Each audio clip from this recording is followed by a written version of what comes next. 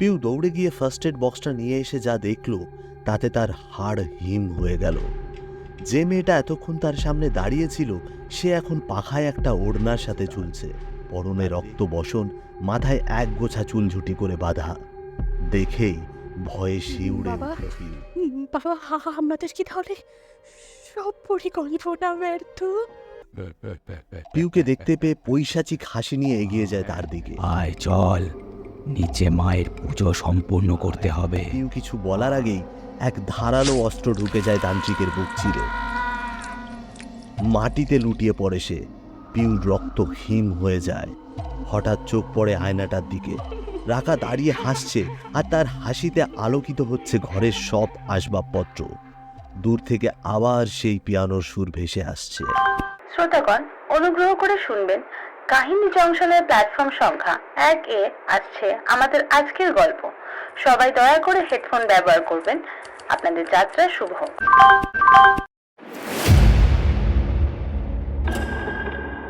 আমাদের আজকের গল্পের সত্তর সম্পূর্ণ কাহিনী জংশন ইউটিউব চ্যানেল। গল্পের প্রধান চরিত্রে পিউ, পূর্ণিমা, রাকা, তান্ত্রিক এবং সুমিত্রা। এই গল্পের সমস্ত চরিত্র এবং ঘটনাবলী সম্পূর্ণ কাল্পনিক। ঝাড়ফুঁক, তন্ত্রমন্ত্র, নরবলি কোনো কিছুকেই কাহিনী জংশন টিম সাপোর্ট করে না। বাস্তবের সঙ্গে কোনো রকম মিল থেকে থাকলে তা সম্পূর্ণ অনিচ্ছাকৃত এবং কাকতালীয়।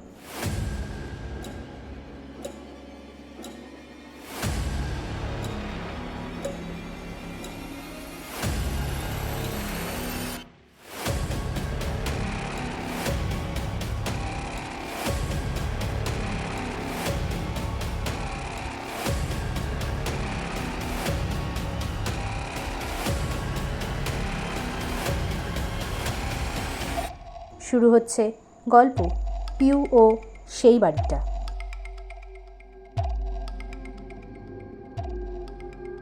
বাঁকুড়ার মাটিতে বড় হয়ে ওঠা পিউ কর্মসূত্রে কলকাতায় শিফট হয়। এখানে আসার পর একটা হোস্টেলে ওঠে সে। কিন্তু কেন জানি না এখন এই হোস্টেল সংলগ্ন পরিবেশটা তার একদম ভালো লাগছিল না। তাই একটা বাড়ির সন্ধান পেতে সে তার চেনা পরিচিত মানুষদেরকে বলে রেখেছিল এবং সেই সূত্রে হঠাৎ একদিন তার এক ছাত্রের মা পূর্ণিমা তাকে ফোন করে।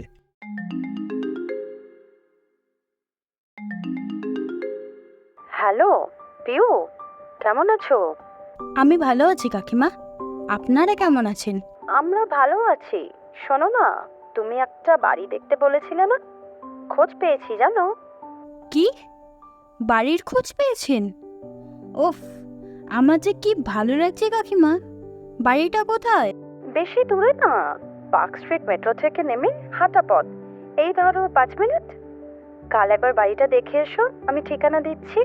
পূর্ণিমা বাড়ির ঠিকানা বলতে শুরু করলে পিউ তার পাশে রাখা ডায়েরিতে সেটা লিখে রাখলো। লিখেছো? হ্যাঁ কাকিমা, থ্যাংক ইউ। এই বিপদের সময় এত তাড়াতাড়ি একটা বাড়ির খোঁজ দিলেন, এই ঋণ আমি কোনো দিন ভুলবো না। আরে না না, ঋণ কিসের? আমি তো তোমার মায়ের মতো, বলো।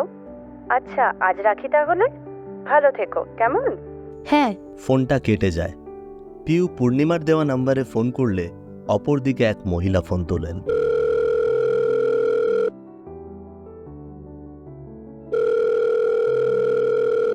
হ্যালো। হ্যালো, আমি কি সুমিত্রা দেবীর সাথে কথা বলছি? হ্যাঁ বলছি। আপনি? নমস্কার, আমি রাজশ্রী রায়, মানে পিউ। আসলে বাড়ি ভাড়ার ব্যাপারে একটু কথা বলার ছিল। বলো। তুমি করেই বললাম, কারণ গলা শুনে মনে হলো তুমি আমার থেকে অনেকটাই ছোট। হ্যাঁ ঠিক আছে, আসলে আমরা এক পরিচিতের থেকে আপনার নাম্বার পেলাম। আমি একাই থাকবো বাড়িতে, কাল কি একবার আপনার বাড়িটা দেখতে যেতে পারি? হ্যাঁ, তা এসো, কিন্তু সন্ধে নামার আগেই এসো। আর শোনো, 5 মাসের অ্যাডভান্স দিতে হবে। আর বাড়িতে যে সমস্ত ফার্নিচার আছে সেগুলো নাড়াচাড়া করা যাবে না।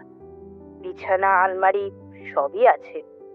বাকি তুমি দেখে নিও কি লাগবে। আমার তেমন জিনিসপত্র বলতে কিছুই নেই, জামা কাপড় আর বই। আমি কি তাহলে কাল বিকেল 4টে নাগাদ আসবো? ধন্যবাদ। পরের দিন ঠিক 4টে নাগাদ পিউ তার সমস্ত কাজ সেরে বাড়িটার সামনে পৌঁছায়।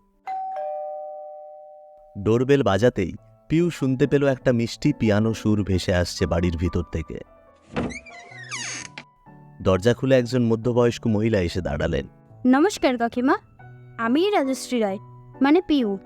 ও হ্যাঁ, তোমার জন্যই অপেক্ষা করছিলাম। এসো, ভেতরে এসো। বাড়িটা বেশ পুরনো ধরনের। বাইরে থেকে শ্যাওলা পড়লেও ভেতরটা বেশ সাজানো গোছানো। হঠাৎ একটা হিম হাওয়া পিউর শরীরে এসে লাগলো এবং পিউ এক অজানা আতঙ্কে শিউরে উঠল।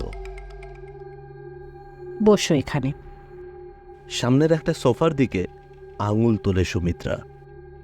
এত বড় বাড়িতে আপনি একাই থাকেন? না, একার কই, মানে আরও কেউ থাকে? আপাতত আমি একাই আছি। তুমি এলে আরেকজন যোগ হবে। মেয়েটাও নেই, তাই একা থাকতেই হয়। তুমি এলে ভালোই লাগবে। অনেকদিন ধরে তোমার মতো একজন মানুষ খুঁজছি, তবে প্রতিবার একটা করে ছেলে এসে খোঁজ নিয়ে যায় এই বাড়ি ভাড়ার জন্য। জানো তো, আজকালকার দিনে আমি একা মানুষ। হ্যাঁ কাকিমা, সে আর বলতে। তুমি কি একাই থাকবে এখানে? হ্যাঁ কাকিমা, আমি এখানে একাই থাকবো। তাহলে চলে এসো তোমার সময় মতো। আমারও আর একা একা ভালো লাগে না। আচ্ছা, আমি তাহলে পরের সপ্তাহতেই চলে আসবো।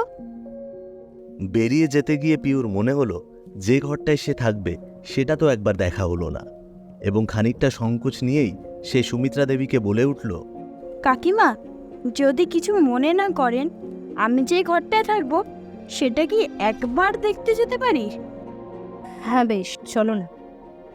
আমি তো নিচতলায় থাকি, বাতের ব্যথায় উপরে উঠতে পারি না, কিন্তু তাও তোমার ঘরটা দেখিয়ে নিয়ে আসি। এসো।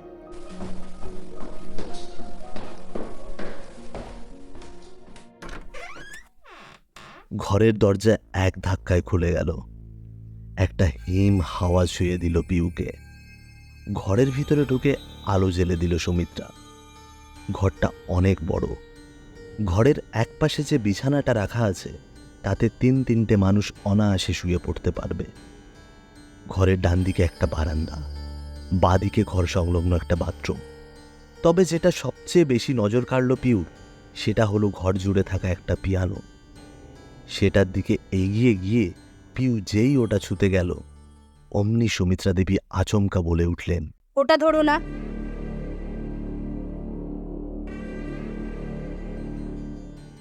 ওই পিয়ানো আমার মেয়ে রাকার সে স্মৃতি। ও, আই এম সরি, আমি বুঝতে পারিনি। অসুবিধা নেই। তোমার ঘরটা পছন্দ হলো? হ্যাঁ কাকিমা, ঘরটা খুব সুন্দর।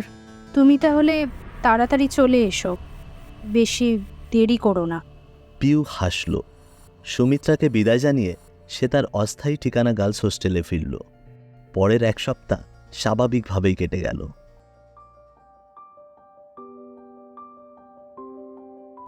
অবশেষে উপস্থিত হলো সেই দিন যেদিন পিউ হোস্টেল ছেড়ে তার মন মতো বাড়িতে থাকবে। হোস্টেল থেকে নিজের সব জিনিস গুছিয়ে নিয়ে পিউ বেরিয়ে পড়ল এবং সকাল সকাল পৌঁছে গেল নতুন ঠিকানায়। বাড়িটার গেটে পৌঁছাতেই সেই চেনা পিয়ানোর সুর শুনতে পেল পিউ। বেল বাজতেই সুমিত্রা দেবী এসে দরজা খুলে দিলেন, কারণ পিউর সাথে তার সকালেই কথা হয়েছে। ভেতরে ঢুকে পিউ ওপরে চলে গেল। ঢুকে দেখল আজ ঘরটা আগের দিনের থেকে আরো বেশি পরিষ্কার লাগছে। চারিদিকে একটা মিষ্টি ফুলের গন্ধ। পিউ নিচে এসে সুমিত্রাকে 5 মাসের অ্যাডভান্স দিতে গেলে সুমিত্রা তাকে বলে, দেখো, আমি একা মানুষ, তুমিও একা থাকবে। আমি যা রান্না করব তাতে 2 মানুষের চলে যাবে। তুমি না হয় এখানেই খেও। না করতে পারল না পিউ। সেই থেকে দুবেলা তার কাছেই খেতে লাগলো সে। সবকিছু বেশ সুন্দর চলছিল। পিউ এর মধ্যেই সুমিত্রা দেবীর বেশ স্নেহের হয়ে উঠেছে। তার হাতের রান্নার প্রশংসা এর মধ্যে অনেকবার করেছে পিউ। খাওয়া নিয়ে তার কোনো সমস্যা নেই। আর যেহেতু সে চা বা কফি খায় না, তাই প্রতিদিন সকালে সুমিত্রা দেবী তাকে একটু শরবত বানিয়ে খাওয়ায় আর বলে এটা নাকি তার মেয়ে রাকার খুব পছন্দের ছিল। এরপরের বেশ কিছুদিন নির্বিঘ্নে কেটে যায়, কিন্তু ইদানিং কয়েকদিন ধরে পিউর শরীরটা ভালো যাচ্ছে না রাতে ঠিকমতো ঘুম হচ্ছে না। হঠাৎই মনে হয় মাঝরাতে তাকে কেউ যেন ডেকে তুলে দিচ্ছে, কিন্তু যেই চোখ খুলছে অমনি নিস্তব্ধ অন্ধকার। সোমবার বাড়ি ফিরতে বেশ রাত হয়ে যায় পিউর। শরীর প্রচণ্ড ক্লান্ত, তাই অল্প কিছু খেয়েই নিজের ঘরে শুয়ে পড়েও। মধ্যরাতে পিউ যখন গভীর ঘুমে আচ্ছন্ন, তখন হঠাৎই তার কানে ভেসে আসে পিয়ানোর একটা মিষ্টি সুর। সে চোখ না খুললেও বুঝতে পারল আওয়াজটা তার ঘর থেকেই আসছে। অথচ পিউ প্রতিদিন দরজা ভেতর থেকে বন্ধ করে শোয়। ধর্মড়িয়ে উঠে খাট থেকে নেমেই ঘরের আলো জ্বালিয়ে কিচ্ছু দেখতে পেল না সে। কেউ কোথাও নেই, আর পিয়ানোটাও তার নিজের জায়গায় দাঁড়িয়ে আছে। পিউ একটু এগিয়ে গেল সেদিকে, হাতের আঙুলগুলো একবার চালিয়ে নিল পিয়ানোটার ওপর, আর অমনি সারা ঘর জুড়ে এক জাদুগরি সুর বেজে উঠল। যে মেয়ে কোনোদিন পিয়ানো বাজানো তো দূরের কথা, চোখের সামনে দেখেনি, সে কিনা তা বাজাচ্ছে। হঠাৎই দরজায় টোকা পড়তেই সম্বিত ফেরে পিউর। পিউ ঘুরে দাঁড়াতেই চমকে উঠল। পিয়ানোর ঠিক বিপরীতে যে আয়নাটা আছে সেটায় চোখ পড়ল তার, আর অমনি হৃৎস্পন্দন দ্রুত হয়ে উঠল পিউর। এদিকে দরজায় টোকা পড়েই যাচ্ছে। কোনো রকমে দরজা খুলে দিয়েই জ্ঞান হারালো পিউ।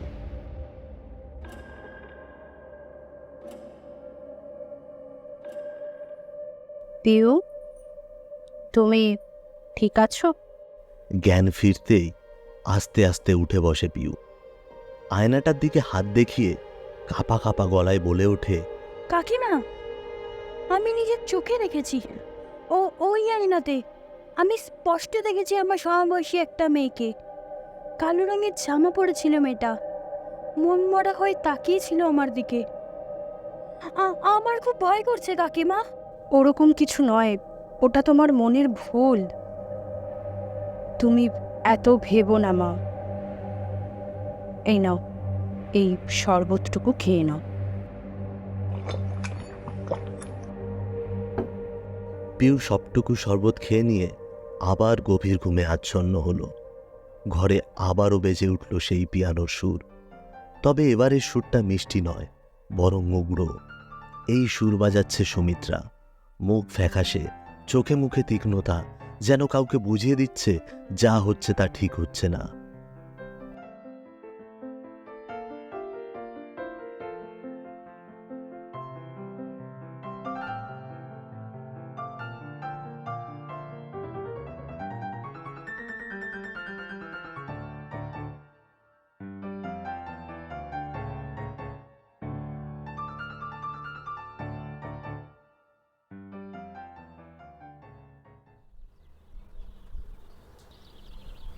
পিউ, উঠে পড়ো, সকাল হয়ে গেছে।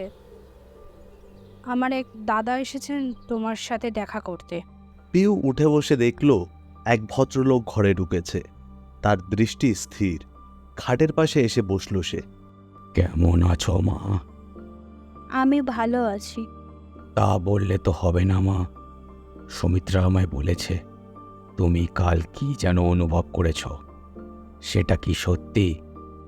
পিউ খানিকটা লজ্জা পেল। সে এই জেনারেশনের লেখাপড়া জানা মেয়ে। যা সে কোনোদিন কল্পনাও করতে পারে না তা সে নিজের চোখে দেখেছে, যা কিছুতেই অস্বীকার করা যায় না। সম্মতিতে ঘাড় নাড়ল পিউ। ভয় পেও না, তোমার জন্যই আমি এখানে এসেছি। আজ কৌশিকী অমাবস্যা। তোমার জন্য পুজো দেবে সুমিত্রা রাতে, যাতে এরকম ঘটনা না ঘটে তোমার সাথে। তুমি ঠিক রাত 12টায় নিচে এসো, ঠিক আছে? অত রাতে? ভদ্রলোকের কথা শুনে অবাক হল পিউ। ও মা, ওটাই তো মায়ের পুজোর সঠিক সময়। ঠিক আছে, আমি আসবো। সম্মতি জানালো পিউ। ও আসলে জানতে চায় যে এই বাড়িতে কি রহস্য আছে। সুমিত্রাও ভদ্রলোক ঘর থেকে বেরিয়ে গেল। পিউর বড্ড ক্লান্ত লাগছে। এক আতঙ্ক যেন সবসময় বাড়িটার চারপাশে ঘুরছে। বারান্দায় গিয়ে কিছুক্ষণ দাঁড়ালো পিউ। না, সেখানেও ভালো লাগছে না তার। ঘরে ঢুকে দরজাটা বন্ধ করে দিতেই তার ঘরের আলোটাও নিভে গেল এবং সঙ্গে সঙ্গে সেই মিষ্টি পিয়ানোর সুরটা বাজতে শুরু করেছে। আর পিউ মন্ত্রমুগ্ধের মতো সেই সুর শুনছে।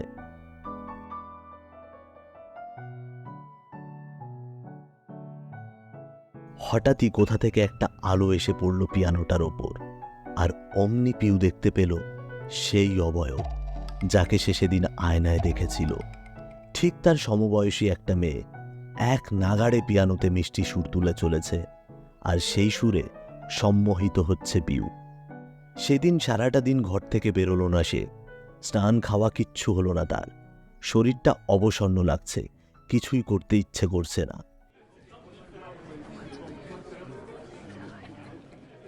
সন্ধে নাগাদ নিচে কথাবার্তা শুনতে পেল সুমিত্রাও সেই ভদ্রলোকের, যে সকালে তাকে দেখে গেছে। পিউ, নিচে চলো, পুজো শুরু হবে। আসছি কাকিমা।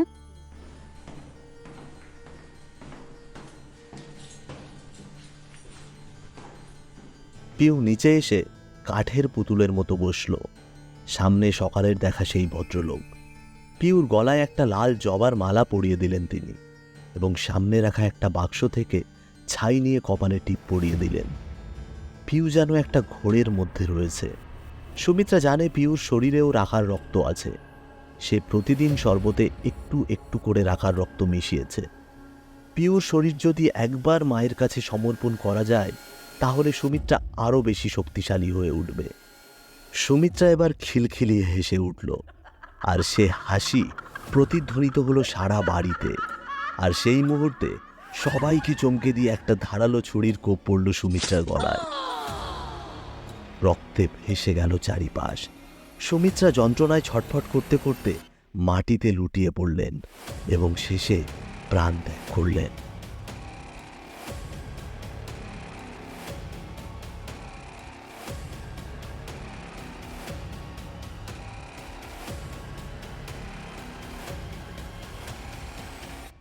কোনো কিছু না ভেবে ভদ্রলোক গিয়ে বসলেন পিউর সামনে। কি হলো, কিভাবে হলো, এই সব ভাবার সময় নেই তার। পিউর বলি দিলে ভগবান শুধু শক্তি নয়, এক প্রচণ্ড ক্ষমতার অধিকারী করে দেবে তাকে। এই ভেবে মন্ত্র পড়তে শুরু করবে, এমন সময় বাড়ির আনাচে কানাচে বেজে উঠল সেই পিয়ানোর সুর। পিউ এতক্ষণ কাঠের পুতুলের মতো বসেছিল। হঠাৎ করে তার সম্বিত ফিরতেই চোখের সামনে সুমিত্রাকে রক্তাক্ত অবস্থায় দেখে আঁতকে ওঠে সে। পিয়ানোটা অনবরত বেজে চলেছে। ভদ্রলোক অবাক দৃষ্টিতে সিঁড়ির দিকে তাকিয়ে রয়েছে। সেই দৃষ্টি অনুসরণ করে পিউ সিঁড়ি দিয়ে উঠে গেল ওপরে, এবং নিজের ঘরের সামনে এসে দাঁড়াতেই আওয়াজটা বন্ধ হয়ে যায় এবং ভেতর থেকে ভেসে আসে একটা মেয়ের কান্নার আওয়াজ। পিউ দরজা ঠেলে ভেতরে ঢুকে দেখে একটা মেয়ে তার খাটের উপরে বসে আছে। মনের ভিতর সাহস নিয়ে তার সামনে দাঁড়িয়ে পিউ জিজ্ঞেস করল, তুমি কে? তুমি কাঁদছো কেন? মেয়েটা এবার মুখ তুলল পিউর দিকে। নিষ্পাপ মায়ায় ভরা মুখটা, চোখ দুটো ছলছল করছে। কালো রঙের পোশাক পরে রয়েছে সে, আর হাতের তালু থেকে রক্ত পড়ছে। পিউ দৌড়ে গিয়ে ফার্স্ট এড বক্সটা নিয়ে এসে যা দেখল, তাতে তার হাড় হিম হয়ে গেল। যে মেয়েটা এতক্ষণ তার সামনে দাঁড়িয়েছিল, সে এখন পাখায় একটা ওড়নার সাথে ঝুলছে। তার দেহে প্রাণের লেশ মাত্র নেই। হঠাৎ করে দেখতে পেল দরজা থেকে ঘরে ঢুকে আসছে তার দুটো চেনা মানুষ, সুমিত্রা কাকিমার সাথে সেই ভদ্রলোক। কিন্তু কয়েক ঘন্টার মধ্যেই আপাদমস্তক ভুল বদল হয়ে গেছে তার। পরনে রক্ত বসন, মাথায় এক গোছা চুল ঝুটি করে বাঁধা। দেখেই ভয়ে শিউড়ে উঠল পিউ। তার মানে সুমিত্রা দেবী যাকে তার দাদা বললেন, তিনি তান্ত্রিক। পিউর সব গুলিয়ে যাচ্ছে। সে সুমিত্রার দেহ নিজে দেখেছে রক্তাক্ত অবস্থায়। এখন কিভাবে সে তার সামনে? রাকা, হে তুই কি করলি রাকা?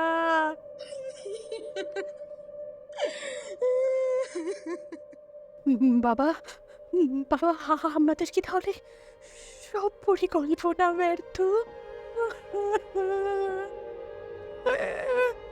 সব ব্যর্থ হয়ে গেল।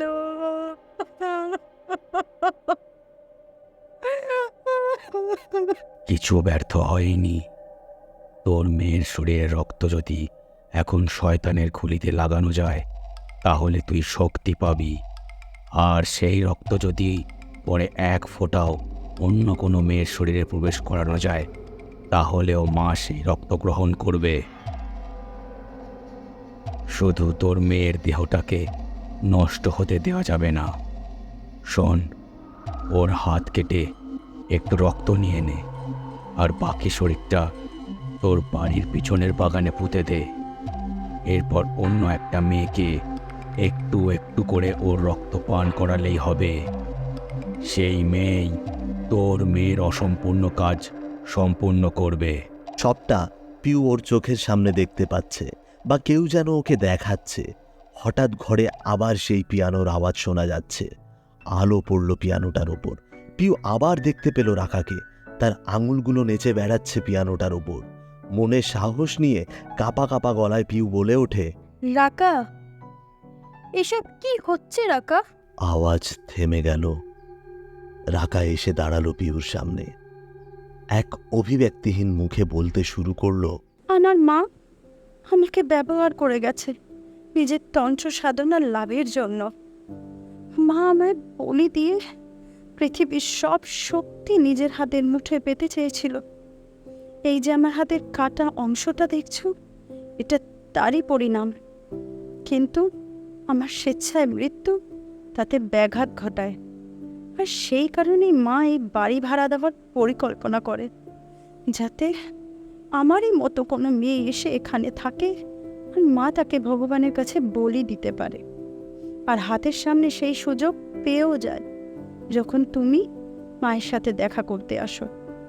এই শহরে তোমার আপন কেউ নেই, তাই কিছু হলে মাকে কেউ সন্দেহ করবে না।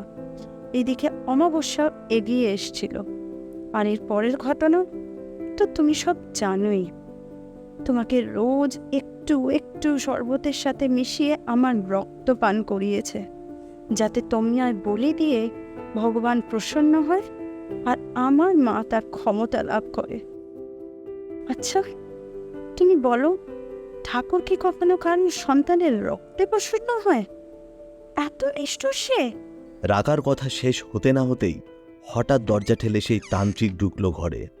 তার হাতে খাড়া ধরা। পিউকে দেখতে পেয়ে পৈশাচিক হাসি নিয়ে এগিয়ে যায় তার দিকে। মায়ের পুজোয় বলি অপূর্ণ রাখলে অভিশাপ লাগে। যে কাজ সুমিত্রা করতে পারেনি তা আমায় করতে হবে। আয় মা, আয়, চল, নিচে মায়ের পুজো সম্পূর্ণ করতে হবে। আয়। পিউ কিছু বলার আগেই এক ধারালো অস্ত্র ঢুকে যায় তান্ত্রিকের বুক চিরে। মাটিতে লুটিয়ে পড়ে সে। পিউর রক্ত হিম হয়ে যায়। হঠাৎ চোখ পড়ে আয়নাটার দিকে। রাকা দাঁড়িয়ে হাসছে, আর তার হাসিতে আলোকিত হচ্ছে ঘরের সব আসবাবপত্র। দূর থেকে আবার সেই পিয়ানোর সুর ভেসে আসছে।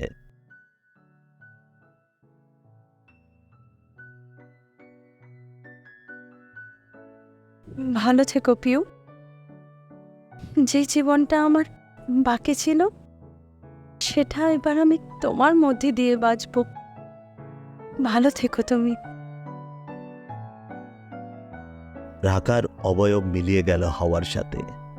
সাথে সাথেই পিউ শুনতে পেল বাইরে পাখি ডাকছে। পিউ আর এক মুহূর্ত সময় নষ্ট না করে নিজের সব জিনিস নিয়ে বেরিয়ে আসে ওই বাড়ি থেকে। গন্তব্য সেই পুরনো হোস্টেল। বাড়িটা ওভাবেই পড়ে থাকে।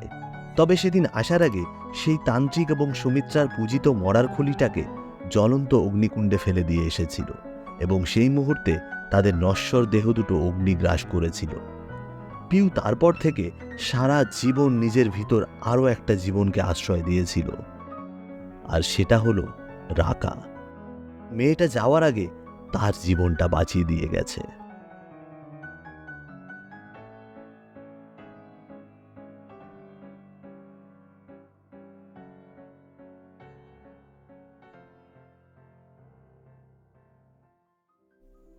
আপনারা এতক্ষণ শুনছিলেন গল্প পিউ ও সেই বাড়িটা।